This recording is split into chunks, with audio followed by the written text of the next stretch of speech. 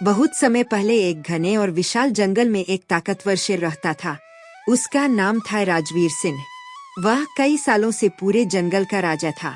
उसके राज में हर जानवर सुरक्षित और खुश था। कोई किसी को बेवजह परेशान नहीं करता था, क्योंकि सबको पता था कि राजवीर सिंह बहुत न्यायप्रिय राजा है। लेकिन समय किसी के लिए नहीं रुकता। धीरे धीरे राजवीर सिंह बूढ़ा होने लगा। पहले वह एक छलांग में हिरण पकड़ लेता था, लेकिन अब कुछ दूर चलने में ही उसे थकान होने लगी। एक दिन वह नदी के किनारे बैठा आसमान की तरफ देख रहा था और सोच रहा था, अब मेरा शरीर पहले जैसा मजबूत नहीं रहा। अगर मेरे बाद जंगल का कोई राजा नहीं होगा तो जंगल में लड़ाई झगड़े शुरू हो जाएंगे। मुझे जल्दी ही किसी योग्य जानवर को राजा बनाना होगा। यह सोचकर वह जंगल के पास रहने वाले एक ज्ञानी साधु महात्मा दयानंद के पास गया। महात्मा दयानंद ने शेर को देखते ही कहा, आओ राजवीर सिंह, आज तुम बहुत चिंतित लग रहे हो। महात्मा जी, अब मैं बूढ़ा हो चुका हूँ।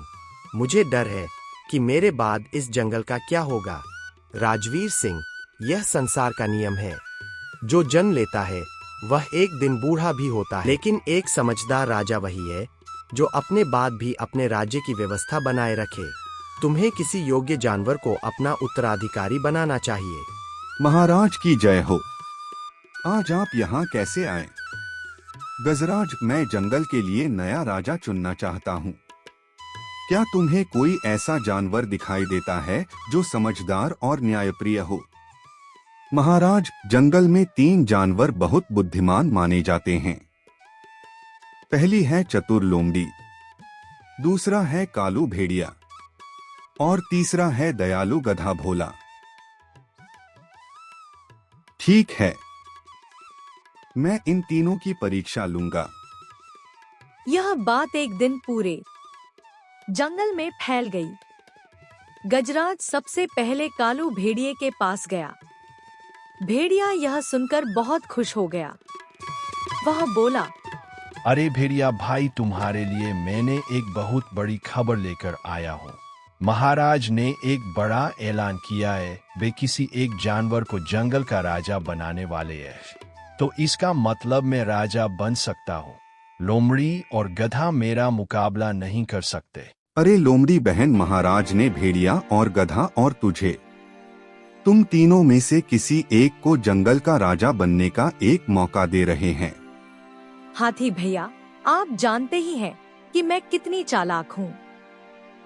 राजा तो मुझे ही बनना चाहिए। फिर गजराज भोला गधे के पास पहुँचा।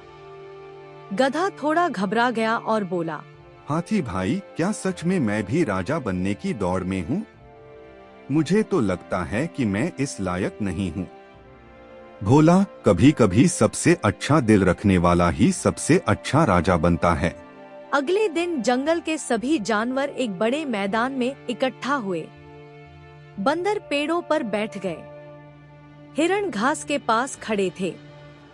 खरगोश और मोर भी उत्सुकता से देख रहे थे।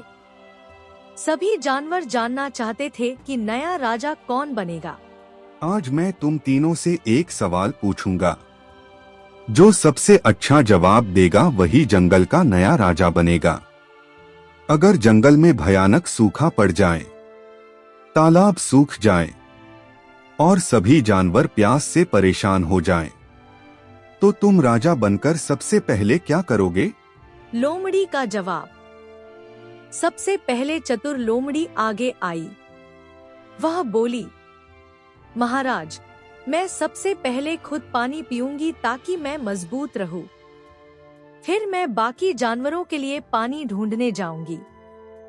कुछ जानवरों ने सिर हिलाया, लेकिन शेर चुप रहा। भेड़िए का जवाब, महाराज, मैं पानी की जगह ढूंढूंगा और केवल अपने कुछ खास दोस्तों को वहां ले जाऊंगा। अगर सबको बता दिया तो पानी जल्दी खत्म हो जाएगा। महाराज, मैं सबसे पहले छोटे और कमजोर जानवरों को पानी दूंगा क्योंकि वे ज्यादा देर तक प्यास नहीं सह सकते। फिर बाकी सभी जानवरों में बराबर बराबर पानी बांटूंगा। अगर अंत में पानी बचा तो मैं खुद पीऊंगा। असली फैसला। यह सुनकर शेर मुस्कुराया। उसने जोर से कहा, यही सही जवाब है। फिर शेर ने घोषणा की, एक सच्चा राजा वही होता है जो अपनी प्रजा को अपने से पहले रखता है। आज से भोला गधा ही इस जंगल का नया राजा होगा। सभी जानवर खुशी से चिल्लाने लगे, नए राजा की जय। कुछ समय बाद, कुछ महीनों बाद बूढ़े शेर राजवीर सिंह का निधन हो गया। पूरा जंगल दुखी था। दोस्तों, हमारे राजा राजवीर अब हम सबके बीच नहीं रहे। हम सभी को गधा भोला को इस जंगल का राजा बना लेना चाहिए, क्योंकि राजा राजवीर ने गधा भोला को पहले ही इस जंगल का राजा घोषित कर दिए थे। अब हम केवल गधा भोला का आज्ञा का पालन करना चाहिए, इसी में हम सबकी भलाई है। वैसे गधा भोला ईमानदार और नेक दिल वाला जानवर है। सभी जानवरों ने मिलकर भोला गधे को अपना राजा बना दिया। भोला गधा एक दयालु और न्यायप्रिय राजा बना।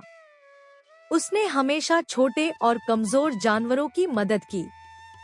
धीरे धीरे जंगल पहले से भी ज्यादा खुशहाल और शांत हो गया। इस कहानी से हमें क्या सीख मिलती है? 1. सच्चा नेता वही होता है जो अपने से पहले दूसरों के बारे में सोचता है। 2. चालाकी से ज्यादा जरूरी दया और न्याय होता है। 3. जो कमजोरों की मदद करता है वही असली महान बनता है।